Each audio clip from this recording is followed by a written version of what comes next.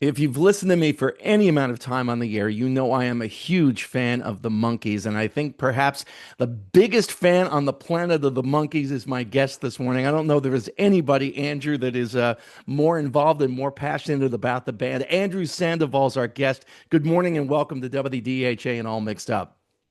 Thank you so much for having me. And it's funny, I think that we've been talking about the Monkees for probably more than 30 years. If I remember back in my memory banks, visiting you at various points and playing you bits and pieces of projects I was working on. And so it's a pleasure to get to talk to you about this group one more time. One more time, and we're talking about the deluxe, the super deluxe edition of Pisces, Aquarius, Capricorn, and Jones Limited. It is a multi-disc set that you can pre-order now. I don't think it's actually officially out though yet, right? Oh, actually, I think they are shipping them. They've had them. It's been a really bizarre sort of thing with this box set. Many years in the making, and then they manufactured them and were ready to put it out in September, and then it leaked out. It's now October, and then they said, "Okay, well, here they are." And so I believe that they're shipping, and people are getting them in their hands. There are finished. There's both a vinyl record that's a special version of it cut from the original analog tape, and then a 4 CD box set with a vinyl 7-inch single. And the CD box set has loads of unreleased pieces, alternate mixes and remixes and other things. However, it doesn't have a lot of unreleased songs because the sessions, and this was their third album that came out in 1967, if you can imagine that, 3 albums in 1 year. And the sessions were fairly condensed and confined to their summer tour, which they were doing across the United States that year, and taking the tapes with them and finishing up this record, which I think is their best. I agree with you. It has long been one of my favorite albums, and I've said this many times that I will put this album up against anything that came out in 1967. And while no, it's not as groundbreaking as Sgt. Pepper's Lonely Hearts Club Band, a lot of records fail in that comparison. It still holds up extraordinarily well. Yeah, it shows really the best parts of who the Monkees were, which was a mishmash of like eclectic individuals all doing their own thing. So you have Michael Nesmith's country rock, you have some Mickey Dolenz psychedelia, you have Davy Jones doing his Broadway rock, soft pop, and Peter Tork, in sort of his journeyman musician role of playing all kinds of great stuff on this record, from guitar to organ to banjo, all kinds of things. So, I had a chance to talk to Peter a few times about this period of the Monkees, the Headquarters album, and then this fourth one, Pisces Aquarius album. And, it struck me that had Don Kirshner been able to read the tea leaves a little bit better, the whole thing could have, they had obviously issues with him. The whole thing could have been avoided. And I think the project could have gone on to be even more successful than it was when they realized, yeah, these guys can play. They also don't mind having session musicians come in and help them out, as was the case with a lot of Pisces Aquarius, rather than Kirshner just trying to rule with an iron fist. yes, well, you're exactly right. And when you re-examine this period, it's very evident to all those outside, I think, of the situation, what could have happened. And just the compromise that was offered from the Monkees to Kirshner, which was just let us do the B side of the next single. The fact that he could not allow that to happen meant that he was sort of throwing away a much bigger piece of the pie, and he couldn't see that because he was so deeply disturbed by the loss of control and what he saw as sort of a conspiracy against him. Now, all of this came to light for me about 5 or 6 years ago. I happened upon some depositions that were given in 1967, just prior to the making of this album, that had been sold on eBay. Some fans got them and they said, "Hey, what do you think of these?" And I was like, "Wow, this is incredible." So what happened was I talked to another researcher friend of mine. They said, "You need to write to the court and give them this case number and see what they've got." And just before lockdown in 2020, I flew to New York City. I contacted the court. They brought in the boxes, and I got to look through all of the paperwork, thousands and thousands of pieces of paperwork from 1967 about this court case that was Don Kirshner versus Columbia Pictures, but essentially kind of versus the Monkees. And it hinged not really on the Monkees' musical freedom, but on the fact that Don Kirshner had surreptitiously been recording phone calls by people, which was against FCC rules at that time, possibly even still now. I don't know.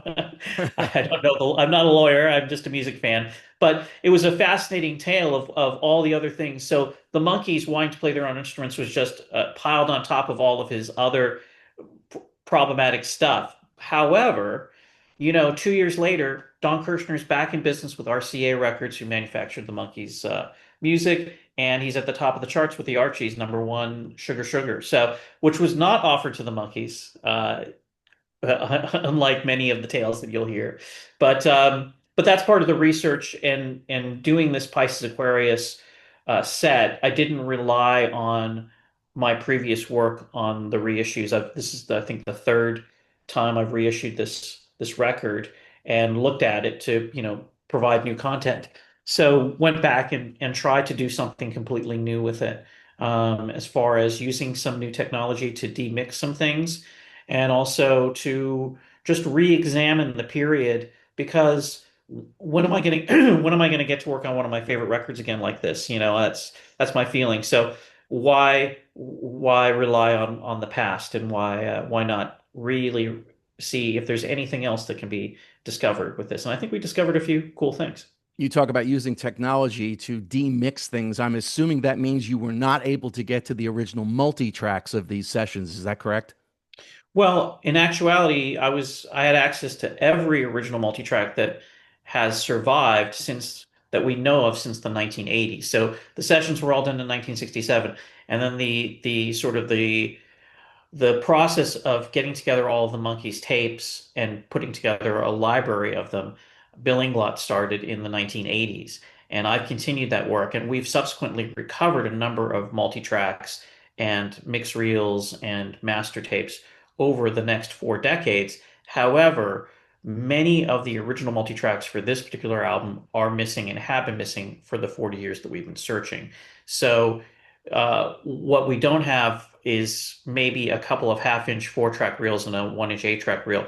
They started on one format, which was four-track, which is what the Beatles recorded Sergeant Pepper on, and they moved over to eight-track in the middle of making this record, which gave them a little bit more flexibility, but they also lost a major tape in it. But that's not to say we have the eight-track of a couple of the things, and I was able to rebuild a couple of things for this to do some mixes, but unlike the Beatles stuff, I didn't just use the technology to spread out the instruments because I'm looking for a new audience. It was more, what can we do to reveal something that is otherwise not releasable? So, for instance, there's a song called Ryushu that's a cappella song the Monkees performed on their Christmas episode.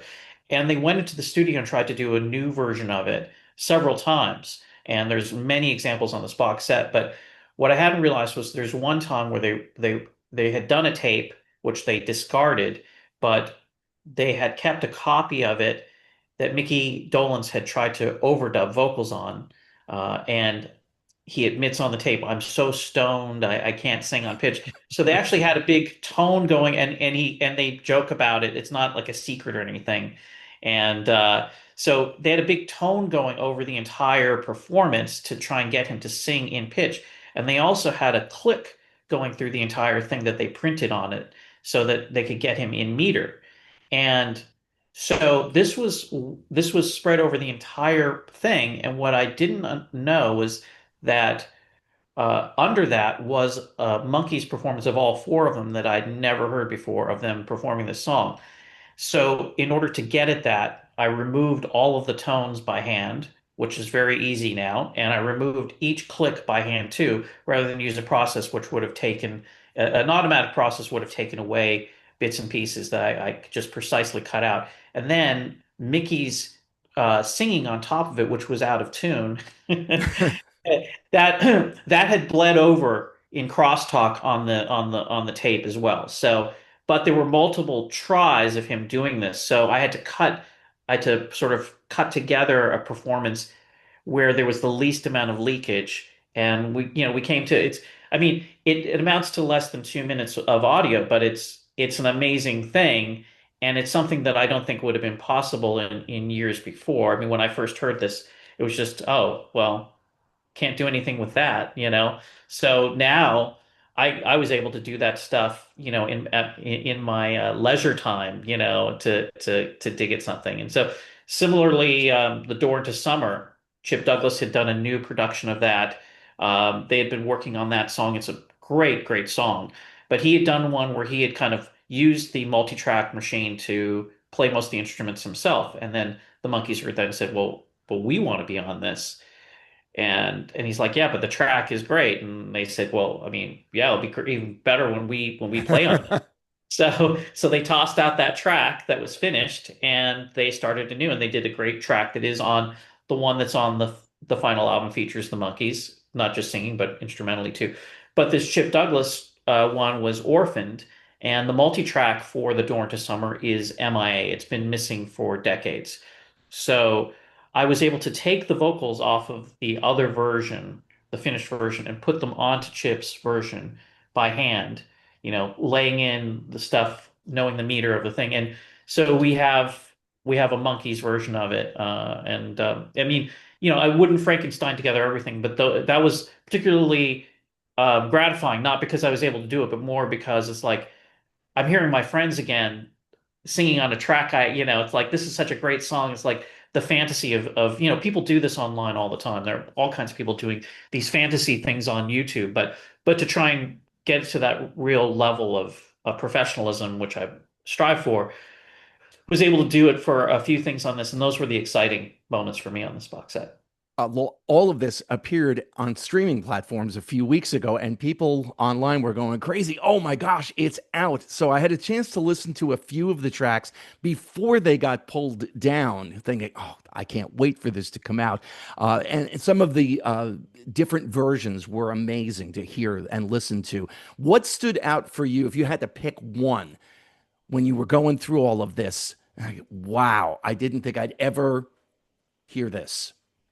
Well, it was really pretty much the last couple of things I talked about, the Ryushiu, the alternate version of that, and then the Door into Summer, the original thing that Chip had done, and then getting to put the Monkees. Would they fit? Would it all line up? And it did. So those were the surprising things. I mean, I think the feedback I've got from many people is also I was able to do some remixes with the multi-tracks we do have, and there was a lot of the fades are extended. You get to hear the songs go on much longer than they did on the album. I mean, also when we cut the vinyl of this, we had to do a great deal of research because there were a number of tapes that theoretically were the master. However, we realized that in preparing the original Cold Gems pressings in 1967, in order to get the level to be balanced and the EQ to be balanced, they went down a couple of generations, and we had the first generation tape, and we were able to cut a new version off of the first generation tape, doing the level balancing all ourselves. And so we've actually there's a vinyl version that's the closest thing to hearing the original master tape unfettered that has ever been made available to the public. So those are, I mean, it's exciting to me because these are records we've listened to a billion times, but to feel like we've really kind of gone and done the homework to know that we're presenting something that you haven't had before is gratifying. In addition to working on all of these reissues from the Monkees that you've done over the years, you've also started Beatland Books, and you've published three amazing collections of books based on the Monkees. And there's one coming out about the Kinks. Tell us about Beatland Books. Yeah, so during the pandemic, I had my pandemic project was starting a publishing company because I had been in Australia with Mike Nesmith and Mickey Dolenz, and Mickey Dolenz had talked about we were waiting for a plane. He's like, "Hey, I have all these films I made in the 1960s. Can you get them all transferred to high definition?" I said, "Yeah." So when I went to visit him to look at the where the films were, he had this whole room full of stuff that I had never seen in all the years I knew him. And I was like curious about all these boxes. Like, can I look in this? And like he allowed me to look in one box. I'm like, this is amazing. Because, well, you have to do these films first. So it was like a multi-year process. But also, I had that chance. I had made up my mind after 15 years, my original book on the Monkees, the day by day book, which covers all the recording sessions and TV filming dates and all their live appearances, radio appearances, anything I could find out about them in their original incarnation from 1965 to 1970. It's a day by day book, all of the ones you've seen by the Beatles, the Mark Lewison books and things like that. So I had that out in 2005, and then 15 years later in 2020, I'm ready to climb the mountain again. And I had put out some feelers, online. If anybody has any call sheets or any unusual photos, please write to me. I'm interested. I'm going to just do some corrections and republish my book. I have the rights back and all this stuff. And what happened was somebody wrote me about these court depositions, which normally I'm like, what is that going to mean to me? What I didn't realize was that they were really the most extensive interviews with the Monkees during the period in which they were the most successful. Because the Monkees gave lots of interviews to the press, but they were mostly about their favorite color or what they were watching on TV or whatever what whatever you found in the teen magazines. But these were basically them talking business and their own personal feelings about each other, the people they worked with, and their music, and how they were viewed by other people. I mean, they sat for hours for these depositions in March '67, roughly, and there beyond. So when I was able to find those, I realized I can't just publish this book again. I've got to rewrite this book because this changed what I knew about the story of the Monkees, about not only how they were formed, but how they felt about one another. And I knew these guys. I got to know them all, four of them, and I interviewed them all. And I spent years touring with them. But this was way different than any of that because this was them at the period in which it was actually happening. It was contemporary insights into who they were, what they were doing, and how they felt about it. And so that was the basis of my redo of my book, the first book in the Beatland catalog, which is over 700 pages and covers from the birth of the Monkees in literally in the 40s through to their demise at the end of 1970. And it leaves the door open to someday, if I have enough time, do the reunion years. But subsequent to that, I also did Mickey Dolenz's book of his archive of all the photos and films and things like that. That's called I'm Told I Had a Good Time.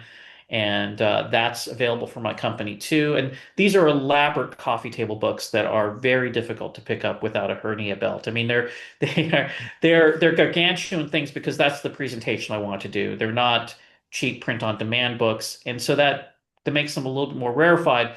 But they're I was able to do whatever I wanted to do without the constraints of a traditional publisher who would say, I mean, most people you talk to about the Monkees, why would you need a book that was more than 200 pages about the Monkees? Who cares? And I'm like, there are thousands of people who care. I'm And one of them.